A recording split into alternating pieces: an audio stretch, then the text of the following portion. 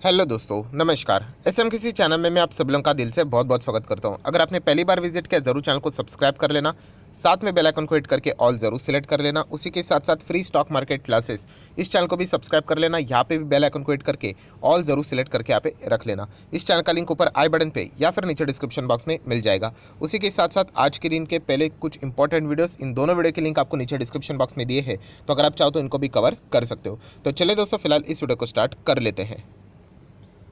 सो दोस्तों, अभी हम लोग आ चुके हैं बिल्कुल हमारे नॉर्मल स्क्रीन के ऊपर। एंड दोस्तों, यहाँ पे हम लोग बात करने वाले हैं एक और इम्पॉर्टेंट रिपोर्ट के बारे में।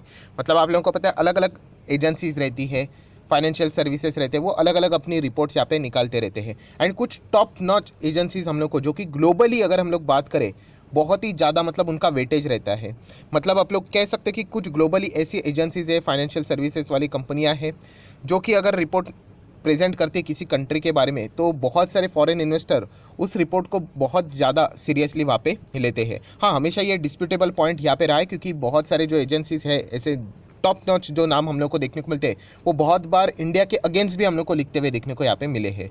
बट कोई बात नहीं, यहाँ पे हम लोग को अभी चीज़ें बदलती हुई देखने को मिल रही है, क्योंकि वही उनमें से कुछ एजेंसीज अभी हम लोग को क्या देखने को मिल रहे हैं, इंडिया के फेवर में हम लोग को कुछ पॉइंट्स यहाँ पे हाईलाइट करते हुए देखने को मिल रहे हैं। सो इन चीज़ों को हम लोगों ने ज़रूर यहाँ पे कंसिडर करना है। सो दोस्तों, यहाँ पे हाल ही में ही आप लोगों को पता है कि इंडिया से रिलेटेड बहुत सारे पॉजिटिव खबरें आ रही है, जैसे कि एफडीआई की खबर आप लोगों ने हाल ही में ही सुनी होगी। कल मैंने वीडियो भी बनाया इससे रिलेटेड, आप चाहो तो देख सकते हो। $83 बिलियन तक का जबरदस्त नेट इनफ्लो हम लोग को देखने को यहाँ पे मिला है पिछले फाइनेंशियल ईयर की बात करें तो। देन दोस्तों, अभी हम लोग यहाँ पे बात करने वाले ग्लोबल फाइनेंशियल सर्विस देने वाली एक बहुत बड़ी कंपनी की बात होने वाली है, मूडीज़। मूडीज़ आप लोगों ने नाम ये ज़रूर यहाँ पे सुना होगा। अगर नहीं पता आप लोगों को, तो विकीपीडिया के ऊपर जाके आप लोग ज़रूर इनके बारे में ज़्यादा से ज़्यादा पढ़ने की कोशिश आप कर सकते हो, जो कि हम लोग को अमेरिकन आप बोल सकते हो कंपनी है। एंड जैसे मैंने आप लोगों को बताया कि फाइनेंशियल सर्विसेज प्रोवाइड करने वाली ये कंपनी है। सो अलग अलग रिसर्च रिपोर्ट ये लेकर आती है। कभी कभी इंडिविजुअल स्टॉक से रिलेटेड भी हम लोग को इनके रिपोर्ट्स देखने को मिल जाते हैं। एंड जैसे मैंने कहा कि फॉरेन में इनसे रिलेटेड मतलब जो भी आउटकम हम लोग को देखने को मिल जाता है, तो फॉरेन इन्वेस्टर इससे रिलेटेड क्या करते हैं, ज़्यादा फोकस बना के रखते हैं। अगर मूडीज़ के बारे में अगर आपको बहुत कुछ जानना है, तो जैसे मैंने कहा विकीपीडिया के ऊपर जाओ, सबसे पहले टाइप लिखा है पब्लिक, मतलब ये स्टॉक मार्केट में भी लिस्टेड है, बट कहाँ पे मिलेगा आपको, न्यूयॉर्क स्टॉक एक्सचेंज में मिलेगा। राइट, आप लोग यहाँ पे देख सकते हो, उसका कोड नेम भी यहाँ पे लिखा हुआ है। चलो मैं चेक कर लेता हूँ। ये देखिए, न्यूयॉर्क स्टॉक एक्सचेंज पे ऊपर में यहाँ पे आ चुका है MCO मूडीज़। सो ये स्टॉक कैसा परफॉर्मेंस कर रहा है, जस्ट ऐसे ही एक बार हम लोग यहाँ पे देख रहे हैं। तो ये देखिए, कंपनी तो है ज़बरदस्त, परफॉर्मेंस तो यहाँ पे अच्छा ही रहता है। सो जैसे मैंने कहा कि ये फाइनेंशियल सर्विसेज वाली ये कंपनी है, इंडस्ट्री भी आप देख सकते हो, बिजनेस एंड फाइनेंशियल सर्विसेज। 113 साल पुरानी यहाँ पे कंपनी है। राइट, एंड ये बाकी का डेटा यहाँ पे लिखा हुआ है, एंड कंपनी का income and all that. And company के ओनर भी देख लेना, 13% होल्डिंग इसमें किसकी है, बर्कशायर हैथवे की भी है। राइट, सो ये कोई ऐसी वैसी कंपनी नहीं, डेफिनेटली हम लोग कह सकते हैं बहुत बड़ा नाम है इनका। एंड अगर ये कोई चीज़ को लेकर कमेंट्री देते हैं, तो ज़रूर उसको ऑल ओवर दी ग्लोब, मतलब जैसे मैंने कहा, ये सिर्फ इंडिया से रिलेटेड ऐसी बातें नहीं रखेंगे, पूरे दुनिया के सामने इंडिया से रिलेटेड बातें रखेंगे। सो बहुत ही अच्छी बातें कुछ उन्होंने यहाँ पे सामने रखी, जो कि बहुत ही रेयर हम लोग को देखने को मिल रही है। रेयर ऐसा मैं क्यों बोल रहा हूँ, क्योंकि मार्च की अगर मैं बात करूँ, आप देख सकते हैं मार्च में ही इंडिया से रिलेटेड कुछ इंपॉर्टेंट पॉइंट्स उन्होंने सामने रखे थे। मूडीज़ नहीं, आप देख सकते हैं, Moody's investor service on Thursday cut it's projection on India's economic growth की अगर हम लोग बात करें, पहले 9.5 रखा था, एंड बाद में 9.1 हम लोग को रिड्यूस करते हुए देखने को मिला था। तो ऐसे बहुत सारी चीज़ें हम लोग को देखने को मिली है। बट अभी रिसेंटली जो रिपोर्ट हम लोग को देखने को मिली है दोस्तों, वो बहुत ही कमाल की रिपोर्ट देखने को यहाँ पे मिल रही है। एंड इसमें उन्होंने कुछ इंपॉर्टेंट पॉइंट्स हाईलाइट किए। एक उन्होंने हाईलाइट किया है कि पोस्ट कोविड इंडिया की इकोनॉमी कैसे चल रही है। देन उन्होंने बताया कि यूक्रेन रशिया ये जो वॉर चल रहा है, उसका इम्पैक्ट इंडिया के ऊपर कितना पड़ने वाला है। एंड तीसरी बात उन्होंने बताई कि कौन सा सेक्टर ऐसा है जो कि आने वाले समय में बहुत ही अच्छा करेगा, क्योंकि कोविड के वक्त लगा था कि ये सेक्टर इतना अच्छा नहीं करेगा, बट इसने सभी लोगों को रॉन्ग प्रूव किया है।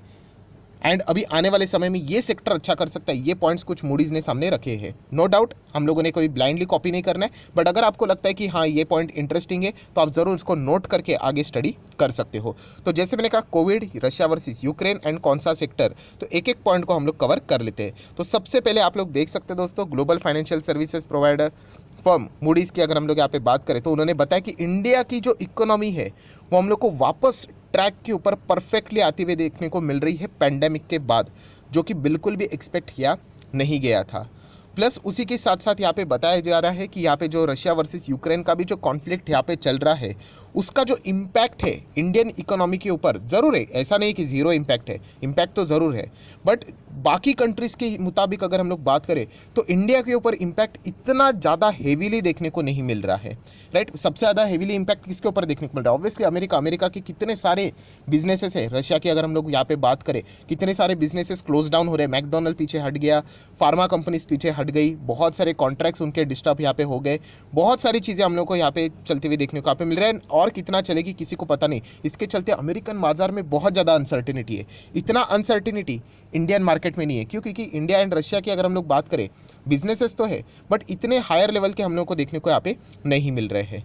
नेक्स्ट अगर हम लोग यहाँ पे बात करें तो कुछ जीडीपी के प्रेडिक्शन की अगर हम लोग यहाँ पे बात करें, वो उन्होंने पॉइंट सामने रखे हुए थे, बट उन्होंने बताया कि G20 कंट्रीज़ की भी अगर हम लोग और अवल्दी यहाँ पे बात करें तो बहुत ही अच्छा परफॉर्मेंस देखने को है, एंड इसमें इंडिया बहुत ही अच्छी तरीके से हम लोग को ग्रो करते हुए देखने को यहाँ पे मिल रहे हैं। एंड एक पॉइंट को वो बार बार यहाँ पे हाईलाइट करें कि येस, पैंडेमिक की अगर हम लोग बात करें तो ज़्यादा डिस्टर्बेंस इंडिया में हम लोग को इतना देखने को नहीं मिला जितना हम लोग एक्सपेक्ट यहाँ पे कर रहे थे।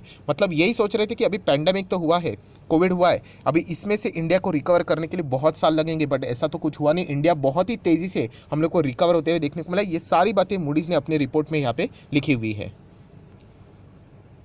कोविड से रिलेटेड बातें तो हम लोग को पता चल गई कि पोस्ट पेंडेमिक यहाँ पे इंडिया ने जो सोचा था उससे ज़्यादा परफॉर्मेंस अच्छा दिखाया है, ये बात मूडीज़ ने बताई है। आ जाते सेकंड पॉइंट के ऊपर, Russia versus Ukraine. Yes, Russia versus Ukraine की अगर हम लोग बात करें, कॉन्फ्लिक्ट बहुत ही ज़्यादा, मतलब ये तो पूरा ग्लोबल इकोनॉमी के लिए ही फॉल आउट वाला पॉइंट हम लोग को देखने को यहाँ पे मिला है। एंड इसके चलते नो डाउट हम लोगों को यहाँ पे inflation, interest rate hike India में जो देखने को मिल रहा है, उसके चलते सप्लाई चेन में जो प्रॉब्लम हम लोग को देखने को मिल रही है, ये हर किसी को यहाँ पे देखने को मिल रहा है। बट अगर हम लोग इंडिया की फिलहाल की अगर हम लोग बात करें, हमारी जो इकोनॉमी है वो खास करके एग्रीकल्चर के ऊपर हम लोग को बहुत ज़्यादा डिपेंड रहते हुए देखने को मिलते हैं। हम लोग अच्छा खासा एक्सपोर्ट भी करते हैं, उसके हिसाब से अगर हम लोग कंपेयर करके नॉर्मल नेट फूड की अगर हम लोग यहाँ पे बात करें तो, एंड इंपोर्ट की बात करें तो पाल्म ऑयल का इंपोर्ट हम लोग को यहाँ पे बार बार करना पड़ता है।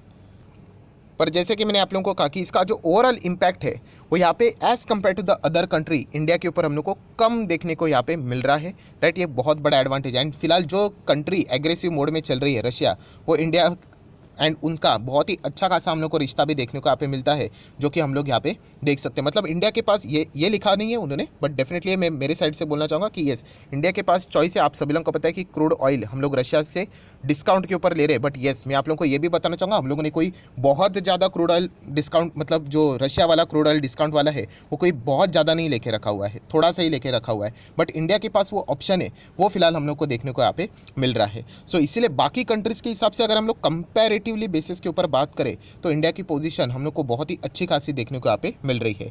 कोविड की बात हो गई दोस्तों, यहाँ पे रशिया वर्सेस यूक्रेन की बात हो गई। एंड तीसरा इंपॉर्टेंट पॉइंट उन्होंने बताया कि यस, सेक्टर, एक ऐसा सेक्टर जो कि लगा था कि कोविड के बाद बहुत ज़्यादा समय लेगा, बट जिस तरीके से Q4 के नंबर्स हम लोग को देखने को मिले हैं, उससे हम लोग ज़रूर यहाँ पे कह सकते हैं कि इंडिया में ये सेक्टर अभी बहुत अच्छा खासा परफॉर्मेंस यहाँ पे दे सकता है। ये मैं नहीं कह रहा हूँ, ये मूडीज़ यहाँ पे बता रहा है। एंड हम लोग यहाँ पे कौन से सेक्टर की यहाँ पे बात करें दोस्तों, तो हम लोग यहाँ पे बात करें बैंकिंग सेक्टर की। यस, बैंक की अगर हम लोग यहाँ पे बात करें दोस्तों, तो बहुत ही अच्छा खासा परफॉर्मेंस देखने को यहाँ पे मिल रहा है। आप देख सकते हो जो लोन का परफॉर्मेंस है, प्रॉफिटेबिलिटी है, वो बहुत ही ज़्यादा इंप्रूव होते हुए देखने को यहाँ पे मिल रही है। प्लस उन्होंने यहाँ पे ये भी बताया कि जो हमारी असेट क्वालिटी एनपीएस की अगर हम लोग बात करें, ठीक है, एनपीएस भी हम लोग को बहुत ही अच्छी तरीके से रिड्यूस होते हुए देखने को मिल रहा है, क्योंकि लोन का जो ग्रोथ है वो बहुत ही शानदार बढ़ते हुए देखने को मिला है, जो कि बिल्कुल भी एक्सपेक्ट नहीं किया था। डेफिनेटली बैंकिंग इंडस्ट्री की भी अगर हम लोग यहाँ पे बात करें तो हम लोगों को यहाँ पे बहुत ही अच्छा खासा कमबैक अभी बैंकिंग इंडस्ट्री में भी देखने को मिल सकता है। ये मूडीज़ ने अपने रिपोर्ट में यहाँ पे रखा हुआ है। नो डाउट मूडीज़ ने ये भी कहा है ये सारी चीज़ें, इन्फ्लेशन, इंटरेस्ट रेट, ये सारी चीज़ें हम लोग को देखने को यहाँ पे ज़रूर मिल रही है। बट फिर भी अगर देखा गया तो जिस तरीके से जो कमबैक देखने को मिल रहा है, बार बार उन्होंने इसी पॉइंट को यहाँ पे हाईलाइट किया है कि बिफोर पैंडेमिक बिल्कुल भी नहीं लगा था कि इंडियन बैंक्स इतना अच्छा करेंगे, बट अभी वो बहुत ही अच्छे शेप में हम लोग को फिलहाल तो देखने को यहाँ पे मिल रहे हैं। इसीलिए यहाँ पे वो बता रहे हैं कि बैंकिंग सेक्टर में आप लोगों को बहुत ही अच्छा खासा टर्न अराउंड भी आने वाले समय में भी देखने को यहाँ पे मिल सकता है। सो यहाँ पे जो 3 इंपॉर्टेंट पॉइंट्स थे मूडीज़ ने यहाँ पे बताए थे, वो मैंने जितना हो सके आसान भाषा में आप लोगों को बताने की कोशिश की है। अभी बैंकिंग सेक्टर की बात करें तो मुझे नहीं लगता कि मुझे मतलब आप लोगों को बताने की ज़रूरत है कि कौन से अच्छे स्टॉक आप लोगों को यहाँ पे मिल जाएंगे अगर आप इस चैनल को फॉलो करते हो। एंड अगर आपने पहली बार फॉलो किया है तो मैं आपको बताना चाहूँगा, नंबर 1 हमेशा HDFC बैंक, मेरी तरफ से मैं बोल रहा हूँ, आप डिनाई कर सकते हो चाहे तो। देन कोटक महिंद्रा बैंक, ये दोनों बैंक देखा गया आपको कोई 300 400 500% के रिटर्न नहीं देंगे, बट ये आप लोगों को अगर आपका 5 साल का टाइम फ्रेम है एंड अगर आप FD करने की सोच रहे हैं, इससे अच्छा आप इन स्टॉक में पैसे रखोगे तो आपका पैसा डबल तो एटलीस्ट यहाँ पे हो जाएगा, या फिर आपको एटलीस्ट FD से तो ज़्यादा मिल ही जाएगा, राइट।